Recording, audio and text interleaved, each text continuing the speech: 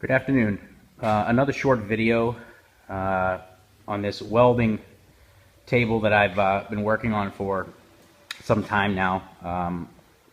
I'm making some steady progress here, and I'm putting in the bottom shelf. I'm using 2-inch square 3/16 tubing, and